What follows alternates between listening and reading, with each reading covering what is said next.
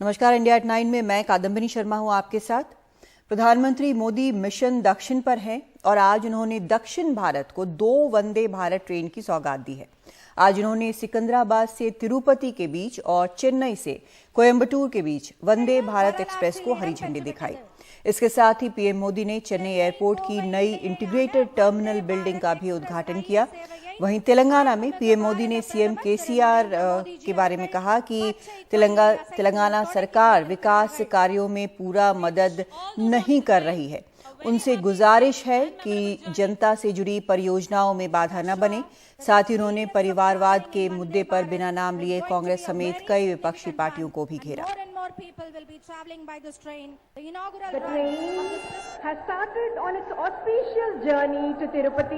प्रधानमंत्री नरेंद्र मोदी ने सिकंदराबाद से तिरुपति की वंदे भारत एक्सप्रेस को हरी झंडी दिखाई।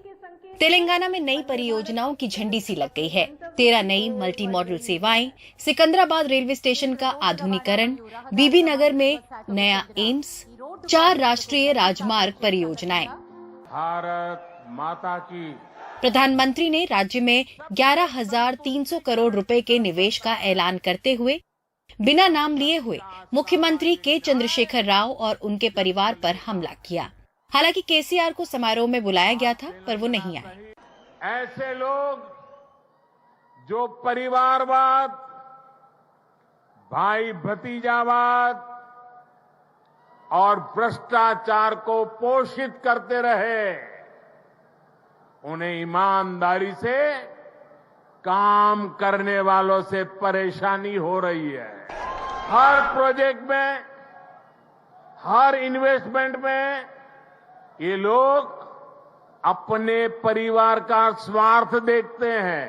तेलंगाना का तेज विकास। प्रधानमंत्री मोदी ने 14 विपक्षी दलों की उस याचिका का भी जिक्र किया जिसमें केंद्रीय जांच एजेंसियों के दुरुपयोग का आरोप लगाया गया था और जिसे सुप्रीम कोर्ट ने खारिज कर दिया। कुछ दिन पहले तो ऐसे कई राजनीतिक दल को अदालत में चले गए, कोर्ट के पास पहुंच गए थे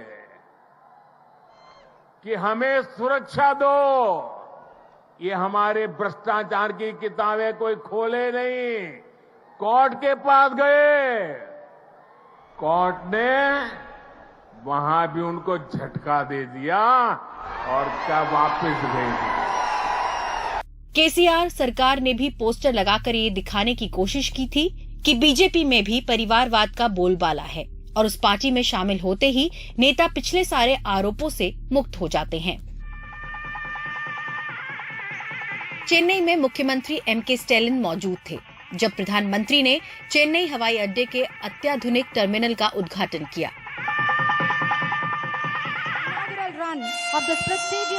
और चेन्नई से कोयम्बटूर की वंदे भारत एक्सप्रेस को हरी झंडी दिखाई। रामकृष्ण मठ और रामकृष्ण दोपहर में प्रधानमंत्री रामकृष्ण मठ के 125 वर्षीय उत्सव में शामिल हुए और उसके बाद एल्स्टॉम क्रिकेट स्टेडियम में 6,000 करोड़ की परियोजनाओं का ऐलान किया। चेन्नई से सैम डैनियल के साथ, हैदराबाद से Uma Sudhir, NDTV India. NCP supremo Sharad Pawar NDTV को दिए अपने बयान पर कायम हैं। पवार ने शुक्रवार को एनडीटीवी को दिए इंटरव्यू में अडानी मुद्दे पर जेपीसी जांच की बजाय सुप्रीम कोर्ट की समिति की जांच को बेहतर बताया था। शनिवार को मीडिया ने जब उनसे वही सवाल फिर से किए तो पवार ने अपनी बात को दोहराया और जेपीसी जांच की बजाय सुप्रीम कोर्ट समिति की जांच को बेहतर बताया।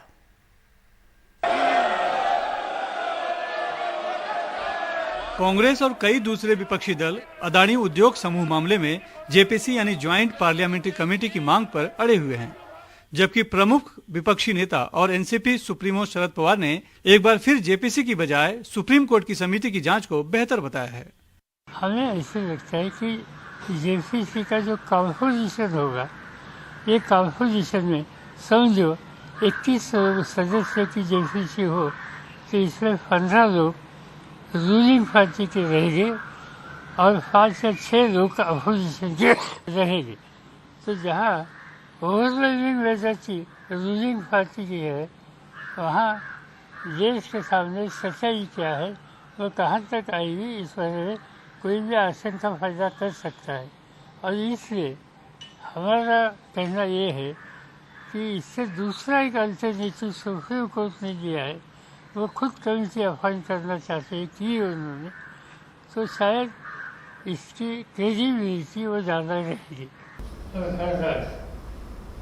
एक दिन पहले ही शरद पवार ने एनडीटीवी को दिए एक्सक्लूसिव इंटरव्यू में जेपीसी की मांग को व्यर्थ बताते हुए सुप्रीम कोर्ट की समिति की जांच को ही सही बताया था। पवार ने हिंडनबर्ग रिपोर्ट पर सवाल उठाते हुए अदानी को टारगेट किए जाने का दावा किया। ये इश्यूज जो रखे गए, वो रखने वाले कौन है, इसकी सोचने की आवश्यकता थी। हमने तो कभी नाम भी सुना नहीं था जिसने स्टेटमेंट दे दिया। नंबर 2, इसकी बैकग्राउंड क्या है। नंबर 3, जो कुछ इशूज रेज करते हैं और इससे देश में हंगामा होते हैं, तो इसकी कीमत देश की ओवरऑल सिचुएशन, इकोनॉमिक, इसको कितनी देनी पड़ती है, ये बातें हम नज़रअंदाज नहीं कर सकते। यहाँ टारगेट किया गया ऐसे लगता है, इंडिविजुअल इंडस्ट्रियल ग्रुप इस देश का, इसको हमला किया गया ऐसे लगता है। शरद पवार के इस बयान के बाद विपक्षी एकता पर सवाल उठने शुरू हो गए हैं। हालांकि महाराष्ट्र में एनडीए के 2 और प्रमुख घटक दल शिवसेना और कांग्रेस इसे शरद पवार का व्यक्तिगत मत कहकर टकराव से बचते नजर आ रहे हैं। शरद पवार जी का वो व्यक्तिगत मत हो सकता है, लेकिन जेपीसी उसमें होना ही चाहिए और बगैर जेपीसी से इसका वास्तविकता आगे आ नहीं सकती है। सभी दल के वहाँ पर सांसद होते हैं, उनकी संख्या सत्ता पक्ष की ज़्यादा है तो उनके ज़्यादा रह सकते हैं, लेकिन वास्तविकता जब जनता के सामने आएंगी तो आने दो ना। शरद पवार साहब ने ये कहा है कि विपक्ष जेपीसी की मांग कर रहा है, लेकिन जेपीसी से कोई मतलब साध्य नहीं होगा। जेपीसी का चेयरमैन बीजेपी का होता है, जेपीसी के जो मेंबर्स होते हैं वो कमेटी के, उसमें बहुमत बीजेपी का होता है, तो जो उनको चाहिए वही रिपोर्ट वो बना देंगे। एक पर्याय दिया है, एक विकल्प है न्यायालयीन जांच, ये पवार साहब का कहना है। तो ठीक है, ये ममता बनर्जी हो या तृणमूल कांग्रेस या एनसीपी, अडानी के बारे में उनकी अलग राय है, हो सकती है अपनी राय। पटना में आज नीतीश कुमार की पार्टी जेडीयू की ओर से हज भवन में इफ्तार पार्टी आयोजित की गई। इस आयोजन में CM Nitish Kumar, deputy CM Tejashwi Yadav समेत तमाम बड़े नेता मौजूद रहे। इस दौरान नीतीश कुमार से एनसीपी प्रमुख शरद पवार के एनडीटीवी को दिए इंटरव्यू को लेकर सवाल किए गए। इस पर नीतीश कुमार ने कहा कि कौन क्या बोलता है, ये उनकी अपनी इच्छा है।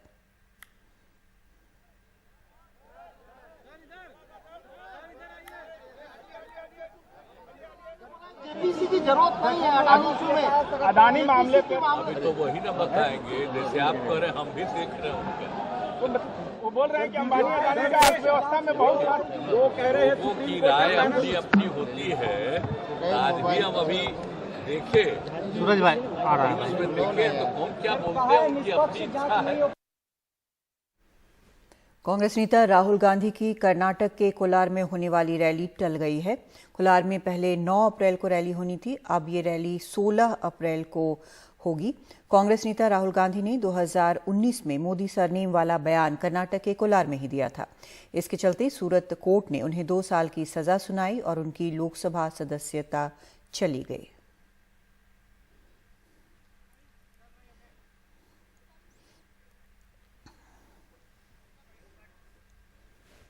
केंद्रीय कानून मंत्री किरण रिजिजू की कार आज हादसे का शिकार हो गई।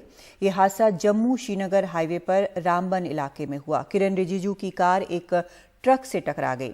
राहत की बात यह रही कि वो पूरी तरह सुरक्षित हैं। तस्वीरों में कार से बाहर निकलते हुए दिख रहे हैं। उनके साथ बड़ी संख्या में सुरक्षाकर्मी भी मौजूद हैं।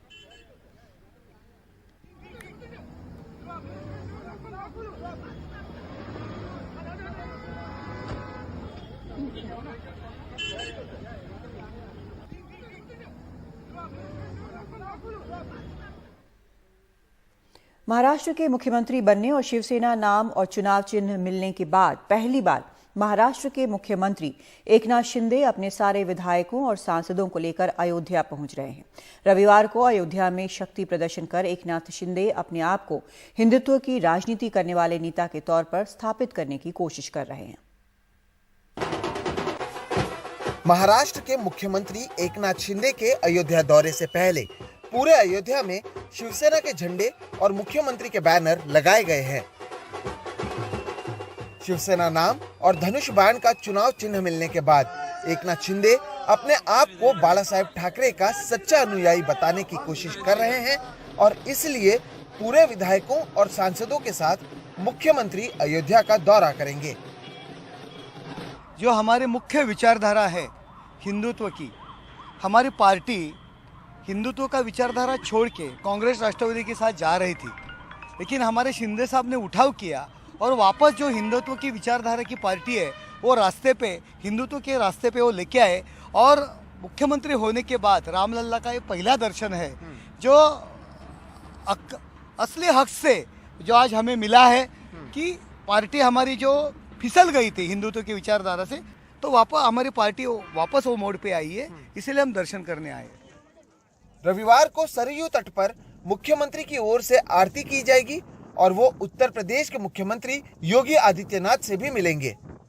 अयोध्या के महंतों से धनुष्य बाण लेकर मुख्यमंत्री महाराष्ट्र का दौरा भी करेंगे। महाराष्ट्र के कई जिलों में महानगर पालिका के चुनावों और अगले साल होने वाले लोकसभा और विधानसभा चुनावों से पहले इसे एकनाथ शिंदे की हिंदुत्व की राजनीति की तरफ एक बड़े कदम के तौर पर देखा जा रहा है।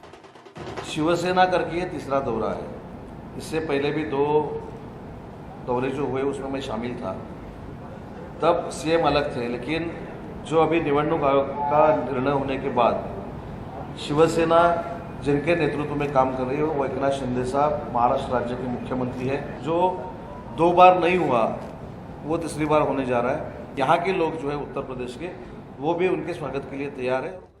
इससे पहले महाविकास आघाड़ी के 100 दिन पूरे होने पर उद्धव ठाकरे ने अयोध्या का दौरा किया था और पिछले साल मई में आदित्य ठाकरे भी अयोध्या आए थे। एकनाथ शिंदे की इस अयोध्या दौरे पर ठाकरे गुट के नेताओं ने कटाक्ष किया। जाने दो, राम सबका है, लेकिन राम सत्यवचनी है, राम सत्य का प्रतीक है। अगर वहाँ कोई बेईमान जाता है तो उनको राम का आशीर्वाद नहीं मिलेगा, इतना मैं कह सकता हूँ। राम के चरणों में तो सब जाते हैं और मुख्यमंत्री को अयोध्या का रास्ता तो हमने ही दिखाया है। शिवसेना के इतिहास में बाला साहेब ठाकरे से लेकर उद्धव ठाकरे और अब एकनाथ शिंदे तक हर किसी के राजनीतिक करियर में अयोध्या की अहम भूमिका रही है। पिछली बार जब एकनाथ शिंदे अयोध्या आए थे तब उद्धव ठाकरे महाराष्ट्र के मुख्यमंत्री थे। बाद में एकनाथ शिंदे ने उद्धव ठाकरे पर हिंदुत्व का पालन नहीं करने का आरोप लगाया, बगावत की और बाद में वो खुद मुख्यमंत्री बन गए। और अब उनके नेता और कार्यकर्ताओं की ओर से एकनाथ शिंदे को हिंदुत्व का पालन करने वाले असली नेता बताने की कोई कसर नहीं छोड़ी जा रही। अयोध्या से प्रमोद श्रीवास्तव और कैमरा पर्सन राजेश गुप्ता के साथ सोहित मिश्रा, एनडीटीवी इंडिया। आज भारत की तीनों सेनाओं की सुप्रीम कमांडर राष्ट्रपति द्रौपदी मुर्मू ने लड़ाकू विमान सुखोई में उड़ान भरी। उन्होंने ये उड़ान तेजपुर के एयरफोर्स स्टेशन से 15 मिनट के लिए भरी। पूरी तैयारियों में करीब आधे घंटे का वक्त लगा। सुखोई 30 MKI फाइटर प्लेन रूस में बना है। ये उड़ान के दौरान भी ईंधन भर सकता है। इसमें भी रफाल की तरह डबल इंजन लगे हुए हैं जो इमरजेंसी में काम आते हैं। सुखोई 30 फाइटर प्लेन एक बार में 3000 किलोमीटर की उड़ान भर सकता है। राष्ट्रपति द्रौपदी मुर्मू से पहले 2009 में तत्कालीन राष्ट्रपति प्रतिभा पाटिल ने सुखोई लड़ाकू विमान में उड़ान भरी थी और उनसे पहले डॉक्टर APJ अब्दुल कलाम राष्ट्रपति रहने के दौरान 8 जून 2006 में सुखोई से उड़ान भर चुके हैं। वे ऐसा करने वाले देश के पहले राष्ट्रपति थे।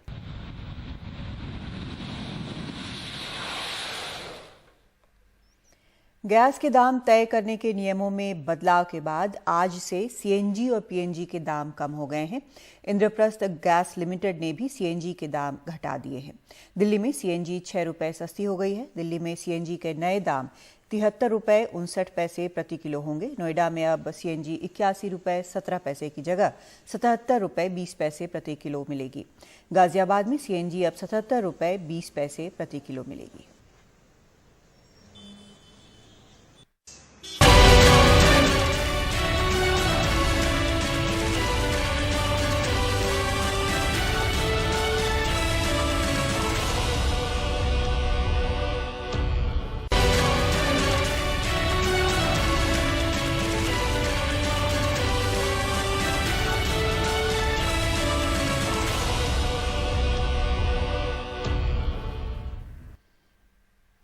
दिल्ली में एक वकील की सनसनीखेज हत्या करने के बाद एक आरोपी ने बिना मोबाइल इस्तेमाल किए 7 दिन तक कार से 1000 किलोमीटर का सफर तय किया। वो रोज जगह बदलकर कार में ही खाना खाता था, कार में ही सोता था। आखिरकार उसे पुलिस ने गिरफ्तार कर लिया। देखिए मुकेश सिंह सेंगर की रिपोर्ट। ये है दिल्ली के सन्नौड गांव का रहने वाला प्रदीप। हत्या के आरोपी प्रदीप ने पुलिस से बचने के लिए 1 अप्रैल से 7 अप्रैल तक का वक्त अपनी इसी कार में बिताया। इस दौरान उसने इसी कार से हरियाणा, दिल्ली और यूपी में करीब 1000 किलोमीटर का सफर तय किया। वो रोज नई जगह इसी गाड़ी में सोता और इसी में खाना खाता। उसने एक भी दिन मोबाइल का इस्तेमाल नहीं किया, लेकिन आखिरकार उसे सोनीपत के पास से गिरफ्तार कर लिया गया। ये लोग इतने शातिर थे कि इन्होंने अपने मोबाइल वगैरह सब बंद कर दिए और किसी भी इलेक्ट्रॉनिक गैजेट से इन्होंने किसी से संपर्क नहीं किया और फाइनली इसको कल पकड़ पाए। प्रदीप पहलवान, जो इसको पहले पहलवानी का शौक था इसलिए प्रदीप पहलवान इसको बोलते हैं। इसका इतिहास भी उस तरह का है। इसके ऊपर ऑलरेडी 12 केस हैं। प्रदीप और उसके साथी नरेश ने 1 अप्रैल को इसी कार में सवार एक वकील वीरेंद्र नरवाल की द्वारका इलाके में 3 गोलियां मारकर हत्या कर दी थी। हत्या के बाद बाइक पर सवार दोनों आरोपी फरार हो गए थे।